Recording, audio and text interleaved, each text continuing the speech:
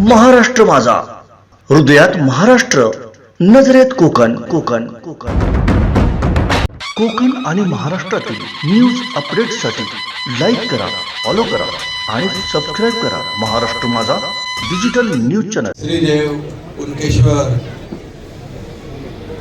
महादेवाच्या महाशिवरात्री निमित्त या ठिकाणी उपस्थित आदरणीय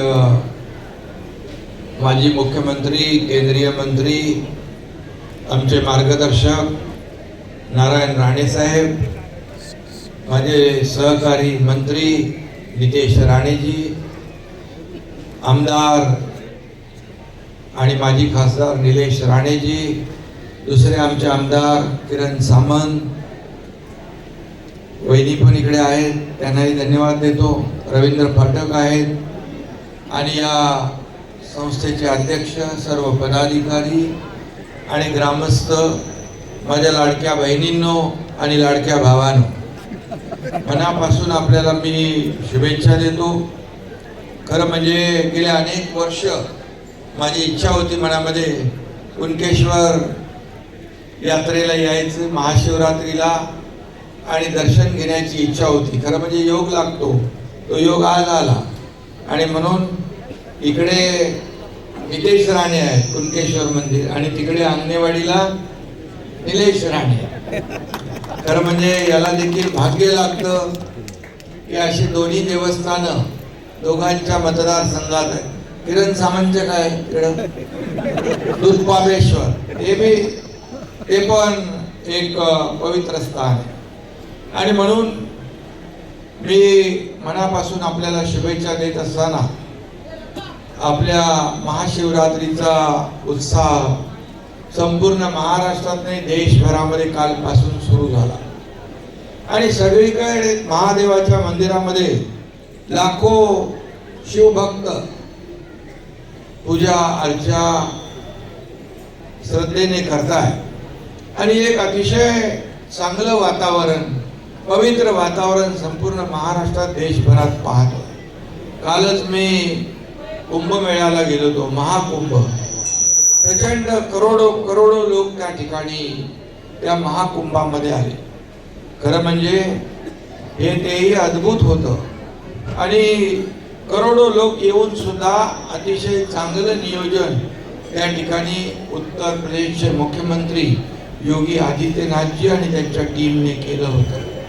आणि म्हणून 144 वर्षानंतर झालेला महाकुंभ, त्यामध्ये सगळ्यांचीच उत्कंठा होती. मलाही वाटलं जावं, मी गेलो, अनेक लोक गेले, लाखो करोडो लोक गेले. आणि हा महिनाच आपण पाहतोय की सर्व उत्सव आहेत आणि सण उत्सव आपली परंपरा, आपल्याला आपली संस्कृती परंपरा पुढे न्यायची आहे. महाराष्ट्र ही संतांची भूमी आहे. महाराष्ट्रामध्ये अनेक मोठी तीर्थक्षेत्र आहे आणि त्या तीर्थक्षेत्रामध्ये आपापल्या वेळेला, तारखेला अशा प्रकारच्या यात्रा होत असतात आणि पूजा होत असतात. अंगणेवाडीचा देखील आताच कार्यक्रम झाला 22 तारखेला, तिथे देखील लाखो करोडो लोक येतात. आणि खऱ्या अर्थाने एक वातावरण सगळं एक पवित्र होऊन जातं. आणि म्हणून मी आपल्या सगळ्यांना शुभेच्छा देतो. मुख्यमंत्री असताना मी काय कुठे कुठे निधी केला, काय कामं केली, कुठे कुठे विकासाला चालना दिली, राणेसाहेब खरंच मी लक्षात पण ठेवलं नाही. कारण हा कुणाचा, हा माझा, हा तोचा असं कधीच केलं नाही. माझ्याकडे जे आले त्यांच्यासाठी मी काम करत गेलो. मग लाडक्या बहिणींसाठी केलं, लाडक्या भावांसाठी केलं, लाडक्या ज्येष्ठांसाठी केलं, लाडक्या शेतकऱ्यांसाठी केलं. आणि म्हणून महायुतीला प्रचंड असं यश देखील मिळालं. नितेश राणे यांचे मी मनापासून अभिनंदन करतो की या विभागामध्ये ते आमदार म्हणून काम करतात. आता ते मंत्री आहेत, पालकमंत्री आहेत, या भागातल्या विकासाला चालना देण्याचं काम ते करतील. राणेसाहेब जेव्हा मुख्यमंत्री होते तेव्हा देखील या कोकणामध्ये अनेक प्रकल्प आणले. आणि म्हणून महायुती या कोकणातला सगळा बॅकलॉग भरून काढल्याशिवाय राहणार नाही. आणि म्हणून मी सीएम होतो राणेसाहेब तेव्हा लोक म्हणायचे सीएम चीफ मिनिस्टर. मी म्हणायचो सीएम म्हणजे कॉमन मॅन आणि सर्वसामान्य माणसाचा मुख्यमंत्री म्हणून मी काम केलं. आता देवेंद्रजी मुख्यमंत्री आहे, मी DCM आहे. आता मी म्हणतो डेडिकेटेड टू कॉमन मॅन. सर्वसामान्य माणसाची नाळ आपली तुटता कामा नये. आपण सगळे जमिनीवरचे कार्यकर्ते आहोत. राणे साहेब एक शाखा प्रमुख ते राज्याचे मुख्यमंत्री झाले. आज मलाही अभिमान आहे की त्यांच्या सोबत देखील मी काम केलं आणि मी देखील एक शाखा प्रमुख ते राज्याचा मुख्यमंत्री झालो. एक सर्वसामान्य कार्यकर्ता, शेतकरी कुटुंबातला कार्यकर्ता राज्यातला मुख्यमंत्री होतो आणि तेव्हा त्याला सर्वसामान्यांच्या प्रश्नांची जाण असते. आणि म्हणून एकीकडे आम्ही राणेसाहेब विकासाला चालना दिली. महाविकास आघाडीने, मगाशी नितेश म्हणाला, महाविकास आघाडीने थांबवलेले प्रकल्प, अडवलेले प्रकल्प याला आम्ही अगोदर चालना दिली. आता आपला सागरी महामार्ग होतोय कोकणासाठी, त्याचंही काम युद्ध पातळीवर सुरू आहे. त्याचबरोबर मुंबई पुणे आणि नागपूर मुंबई बाळासाहेब ठाकरे समृद्धी महामार्ग आपण केला. तशाच प्रकारचा द्रुतगती मार्ग, सुपर एक्सप्रेस मुंबई ते सिंधुदुर्ग पण आपण करतोय आणि त्यामुळे या भागातल्या विकासाला चालना मिळेल. राणेसाहेब मगाशी सांगत होते ते खूप पोटेन्शियल आहे पर्यटनाला. आणि मगाशी एक पुलाचा उल्लेख केला. या ठिकाणी पर्यटनाला देखील जिथं जिथं वाव आहे तिथं पर्यटन वाढीसाठी आपण काम करू.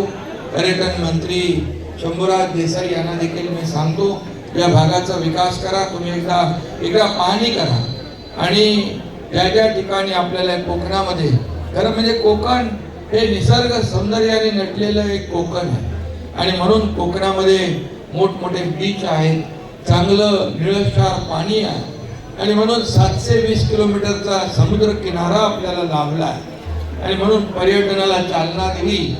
इथल्या गावातला आपला तरुण इथंच राहील, इथंच आई वडिलांची सेवा करेल, इथंच त्याला रोजीरोटी मिळेल. अशा प्रकारचं काम आपल्याला सरकारच्या माध्यमातून करायचं आणि म्हणून मी आपल्या सगळ्यांना मनापासून या ठिकाणी खूप खूप शुभेच्छा देतो. या आपल्या कुणकेश्वर देवस्थानच्या तर्फे आपण माझं स्वागत केलं, त्याबद्दल मनापासून धन्यवाद. आणि तुमच्या ज्या काही समस्या आहेत, काही प्रश्न आहेत, आम्ही एवढे सगळे लोक आहोत त्यामुळे सगळे प्रश्न आम्ही सोडवू. आपल्याला जे जे हवंय ते देण्याचा आम्ही प्रयत्न करू, कारण शेवटी महादेवाच्या आशीर्वादाने सगळ्या गोष्टी होत असतात आणि म्हणून इथं कुठेही काही कमी पडणार नाही याची ग्वाही आपल्याला देतो. पुन्हा एकदा मनापासून आपल्याला सगळ्यांनाच खूप खूप शुभेच्छा देतो. धन्यवाद. जय हिंद, जय महाराष्ट्र.